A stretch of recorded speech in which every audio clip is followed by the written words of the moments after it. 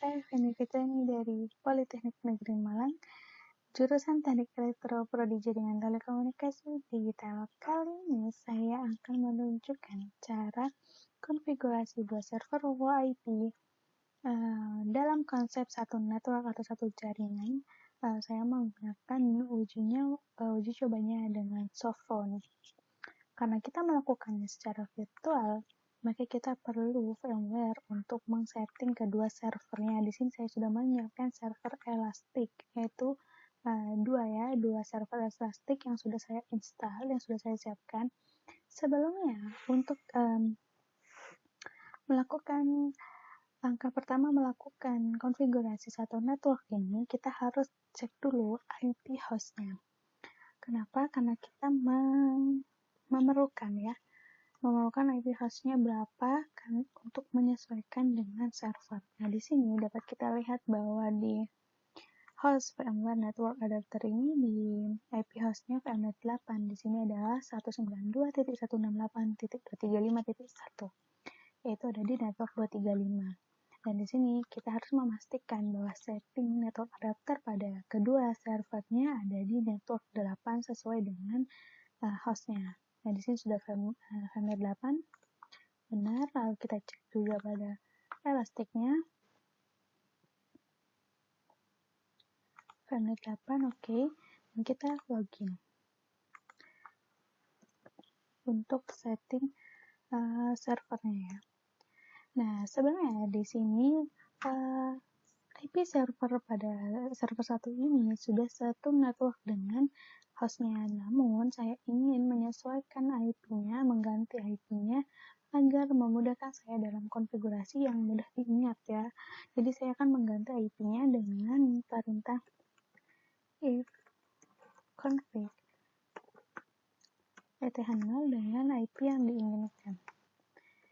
Di sini saya ingin mengurutkannya saja agar mempermudah. Jadi untuk hostnya kan tadi ya IP-nya 235.1, maka saya akan mengganti IP server 1 menggunakan 235.2. Jangan lupa subnet masknya.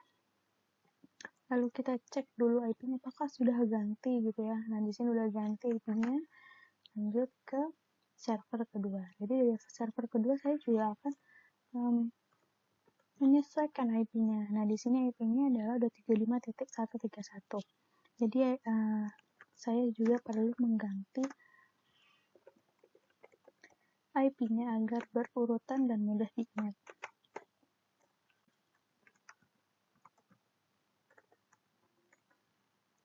Nah, di sini saya akan mencoba untuk melakukan ping gitu ya. Apakah di sini sudah satu network? Maksudnya apakah sudah terhubung gitu ya. 235.2. Oke, di sini sudah terhubung antara server 1 dan server 2. Maka langkah selanjutnya adalah kita buka web browser untuk web servernya. Kita masukkan di browser IP server tersebut. Jadi di sini ada dua, yaitu IP server 1 dan IP server 2.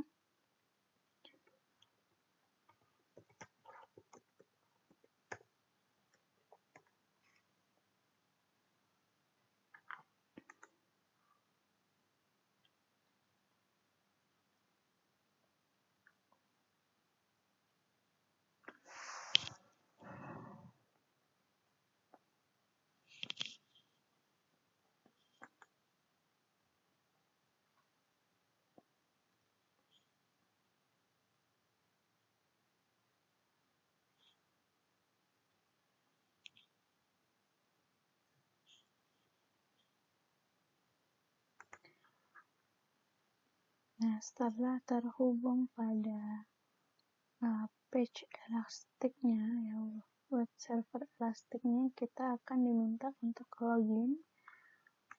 Tapi sabar ya, memang agak lemot. Oke. Di sini kita coba login.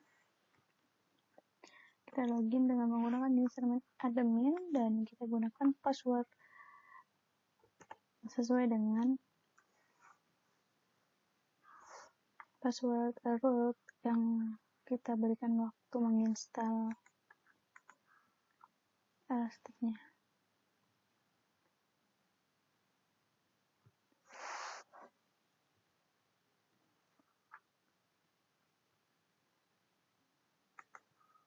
Yang ini lemot banget ya.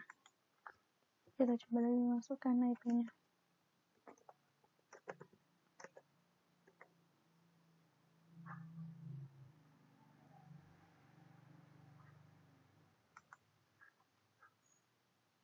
Sementara menunggu yang server 2 ini.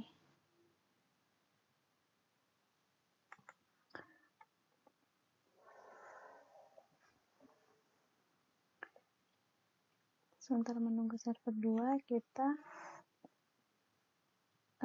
coba apa yang harus kita lakukan langkahnya ya pada web server ini. Jadi yang pertama kita adalah membuat extension atau ekstensi yang bisa kita gunakan semacam nomor telepon. Jadi ekstensi ini adalah tanda pengenal untuk kita hubungi gitu ya dari server satu dan server yang lain menggunakan ekstensi ini. Jadi semacam nomor telepon atau kode untuk bisa dihubungi.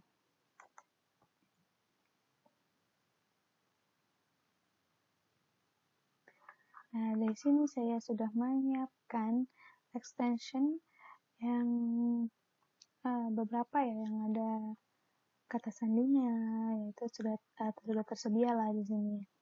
Nah, di sini saya menyiapkan contoh ekstensi ya. Jika kalian ingin membuat, tinggal klik submit aja dengan pilihan device-nya generic SIP device. Nah, di sini ketika kalian baru membuat gitu ya, ketika kita baru membuat ekstensinya gitu, ekstensi yang baru, jadi kita harus masukkan display name, kita harus masukkan, dan kita coba delete ekstensinya dulu.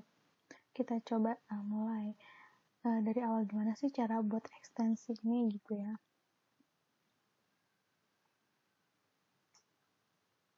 Oke. Di sini kita submit dulu untuk pilih device-nya generic SIP device. Setelah itu kita masukkan user extension. User extension ini adalah angka atau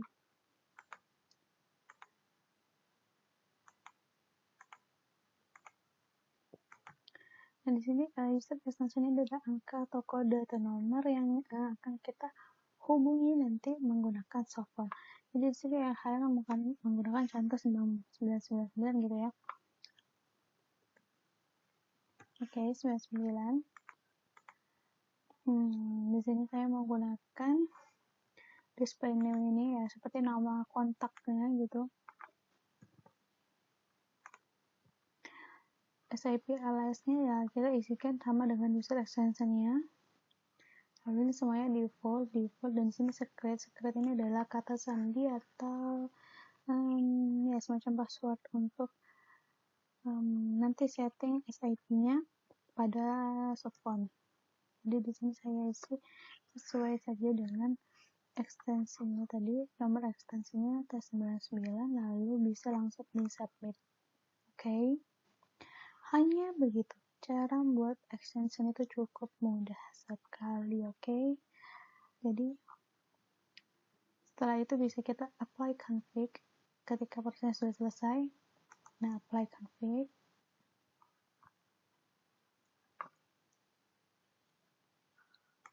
Begitu pula kita harus coba masuk ke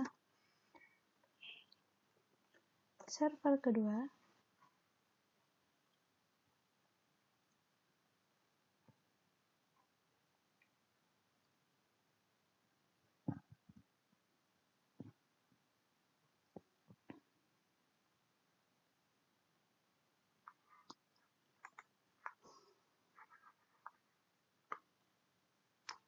Sangat lelet sekali ya, harus sabar memang.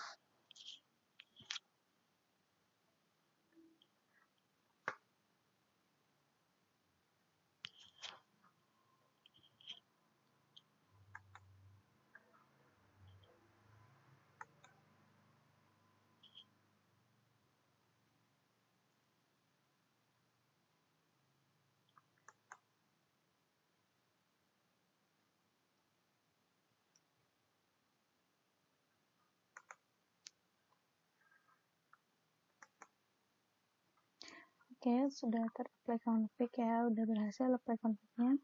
Lalu langkah selanjutnya adalah kita membuat trunk dan outbound routes. Apa sih trunk dan outbound routes ini gitu ya? Trunk ini sebenarnya semacam jembatan untuk menghubungkan antara server satu dengan server yang lain. Jadi trunk ini bisa disebut sebagai perantara lah gitu ya. Kenapa kita harus buat trunk ini?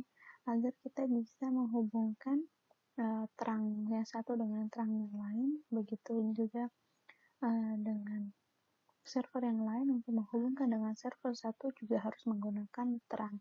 Jadi kita seperti semacam membuat tali gitu untuk bisa berjalan menuju server 2, dan begitupun juga dengan server 2 atau server yang lain untuk menghubungkan dengan server lain, dengan server 1 dengan server pusat, itu membutuhkan tali atau jembatan tersebut. Dan untuk outbound routes-nya ini sebenarnya semacam arah saja gitu. Jadi outbound routes ini untuk mengarahkan kemana sih tujuan jembatan ini dibuatnya, seperti itu. Sini ya di server 2 kita cek dulu ya ekstensinya apakah sudah siap, apakah sudah ada gitu ya.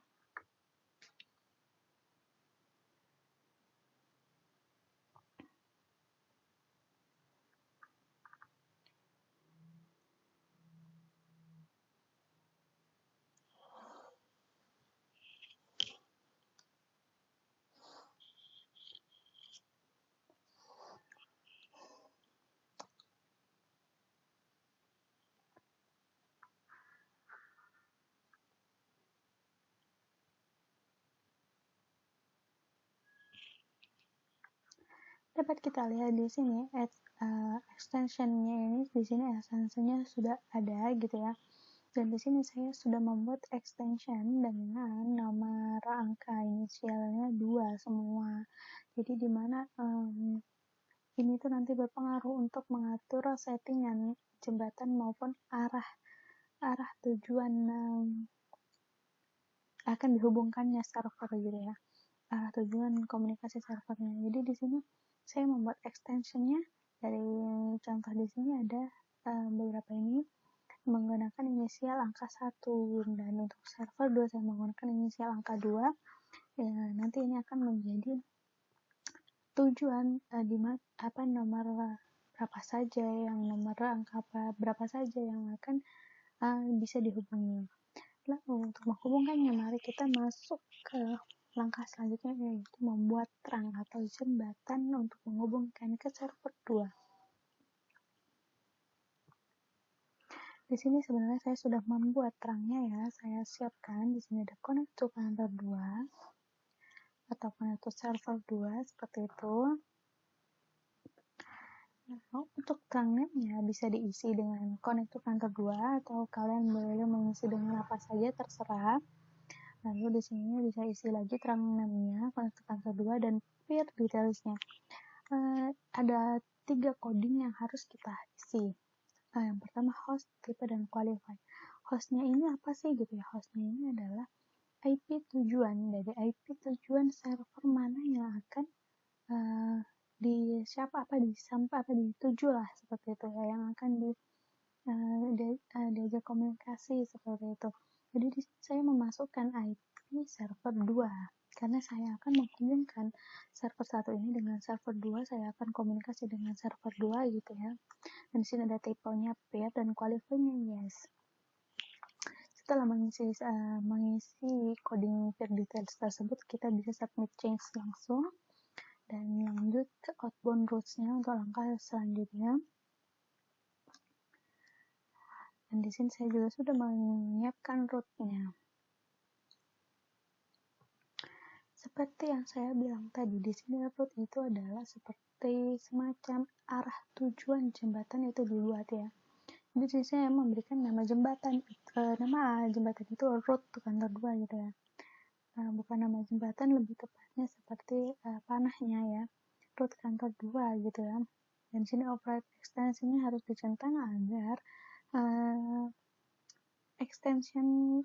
semua extension yang dicantumkan di sini gitu, di sini itu bisa dihubungi. Lalu, nah di sini semuanya default. Lalu di sini kita isi match pattern-nya. Match pattern-nya ini kita isi 2xx. Kenapa 2xx? Seperti yang saya bilang tadi, karena di sini ekstensinya menggunakan inisial 2. Jadi 2xx. Kalau misalnya di sini menggunakan inisial 2 tapi angka di belakangnya ada 3 gitu ya. Seperti 2000, 2001 dan sekian. Dan lalu di sini kita juga akan menyesuaikan match pattern-nya menggunakan 2xxx. Lalu untuk transequence for match x-nya ini di sini arahkan ke yang 0 ini, lalu kita arahkan ke connect to kantor 2 dan tinggal di submit. Just for it, jadi langkahnya juga sama di server kedua, di trunk-nya dan outbound routes-nya juga sama, tapi bedanya adalah mengarahkannya ke server 1. Jadi bisa kita langsung coba telepon ya. Kita harus menyiapkan terlebih dahulu software-nya.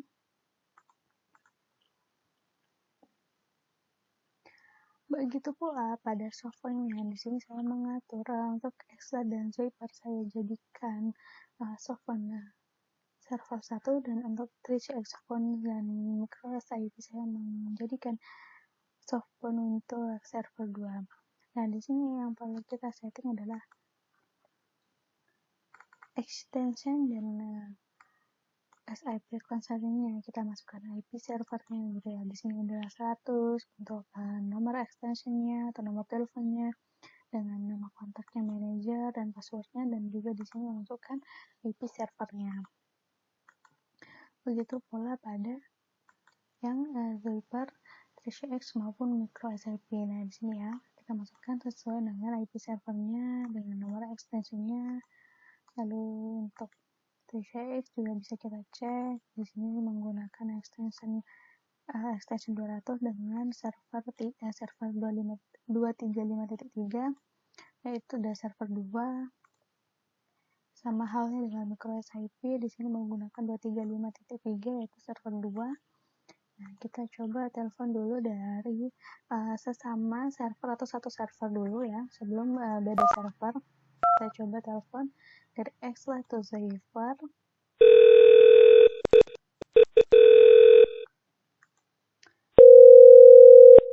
Nah, ini ternyata masuk ya, dari manajer ya, masuk ya, dan bisa kita reject aja untuk melihat, hanya untuk melihat apakah itu terhubung atau tidak. Nah, kita coba telepon juga pada Zwiper ke Exla-nya. Nah, itu masuk ke bendahara gitu ya, masuk ya. Kita bisa ignore aja. Oke. Lalu kita coba telepon dari MicroSIP ke 3CX Phone. Ini kan juga satu server. Kita coba.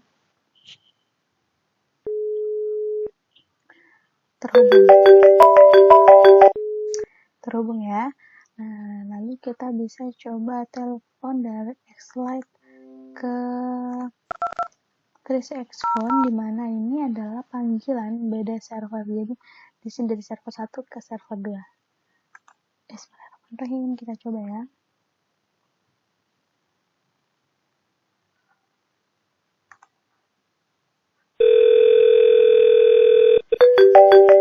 Nah, di sini terhubung. Saya coba reject gitu ya.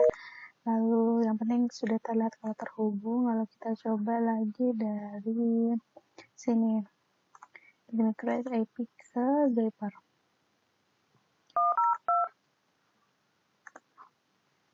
Oke.